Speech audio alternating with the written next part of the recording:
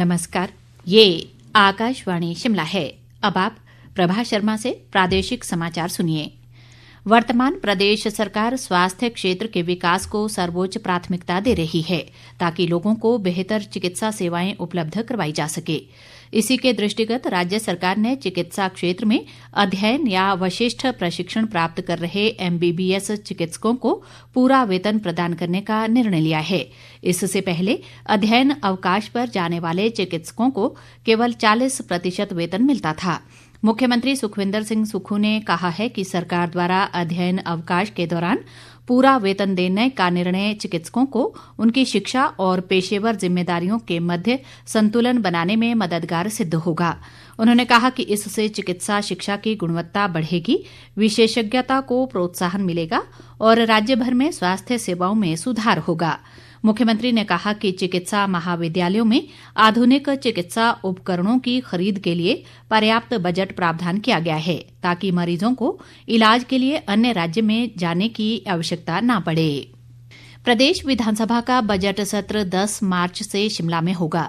Budget सत्र को लेकर विधानसभा सचिवालय ने तैयारियां शुरू कर दी हैं। सत्र से पहले सुरक्षा व्यवस्था और सर्वदलीय बैठक जैसी सभी औपचारिकताएं पूरी की जाएंगी। विधानसभा अध्यक्ष कुलदीप सिंह पठानिया ने आज शिमला में पत्रकारों से अनौपचारिक बातचीत के दौरान ये जानकारी दी।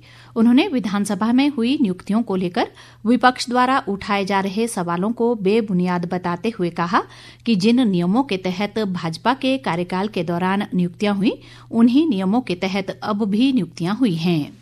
बजट सत्र 10 से शुरू होगा। हमारी ये कोशिश है कि प्रदेश हित से जुड़े हुए सभी विषय जो विधानसभा में आए उन पर सार्थक चर्चा हो और प्रदेश हित में चर्चा हो। कि विपक्ष के भी स्पीकर रहे हैं और जो प्रक्रिया उन्होंने फॉलो की उसी प्रक्रिया के तहत विधानसभा में नियुक्तियां हुई हैं और नया कोई नियम नहीं बनाया गया, नई कोई प्रक्रिया की विधि नहीं बनाई गई। वही विधि जिससे विपिन सिंह परमार के समय में, डॉक्टर राजीव बिंदल के समय में और बुटेल साहब के समय में या गुलाब सिंह जी के समय में या ठाकुर कौल सिंह जी के समय में जो नियुक्तियां हुई, उन्हीं नियमों के तहत ये नियुक्तियां भी हुई हैं।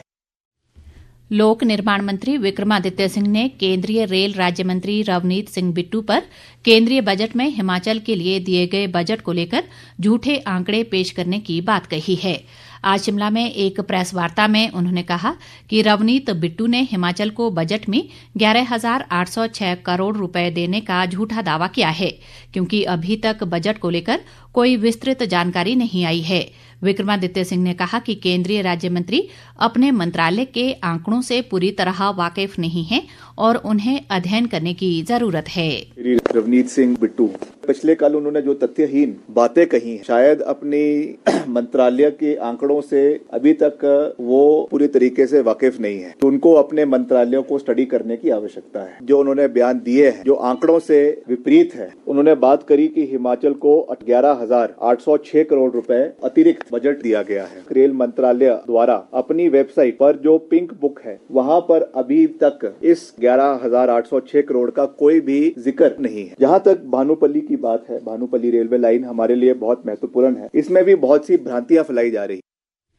विक्रमादित्य सिंह ने कहा कि उन्होंने दिल्ली में प्रदेश कांग्रेस की नवनियुक्त प्रभारी रजनी पाटिल और पूर्व प्रभारी राजीव शुक्ला से मुलाकात कर राज्य में जल्द संगठन बनाने का आग्रह किया है। प्रदेश के अधिकांश भागों में आज हल्के बादल छाए हुए हैं। मौसम विभाग ने प्रदेश में आज रात से पश्चिमी विक्षोभ सक्रिय होने की संभावना जताई है, जिसके चलते 21 फरवरी तक ऊंचाई वाले क्षेत्रों में बर्फबारी व अन्य भागों में वर्षा होने के आसार हैं। मौसम विज्ञान केंद्र शिमला के निदेशक कुलदीप श्रीवास्तव ने बताया कि इस विक्षोभ का असर पूरे प्रदेश में होगा। लेकिन एक वेस्टर्न डिस्टर्बेंस का प्रभाव नॉर्थ ईस्ट इंडिया में और हिमाचल प्रदेश में आज देर शाम रात से स्टार्ट हो जाएगा, जिसमें ऊंचाई वाले इलाके हैं वहाँ हल्की से मध्यम वर्षा और स्नोफॉल होने के चांसेस हैं और मुख्यतः कांगड़ा डिस्ट्रिक्ट, चंबा डिस्ट्रिक्ट, कुल्लू है, हैवी रेनफॉल के कल होने के चांसेस हैं और इसके लिए हमने ऑरेंज अलर्ट प्रदेश के डिस्ट्रिक्ट के जारी। पर हिमालय का रीजन है वहाँ हल्की सी मध्यम वर्षा और स्नो रहेगी। मिडिल में आपके पास चंबा, कांगड़ा, कुल्लू में हैवी रेनफॉल आ सकते हैं। गौरतलब है कि प्रदेश में सूखे जैसी स्थिति बनी हुई है और लंबे समय से किसान व बागवान बारिश का इंतजार कर रहे हैं। वर्षा के अभाव में सेब बाहुल्य क्षेत्रों में बागवान सेब के तौलिए भी नहीं कर पाए हैं। इसके अलावा गेहूं की फसल भी बारिश न होने के कारण पीली पड़ गई है। इसी के साथ ये समाचार बुलेटिन समाप्त हुआ। हमारा अगला बुलेटिन आप सुन सकते हैं शाम 7:45 पर। नमस्कार।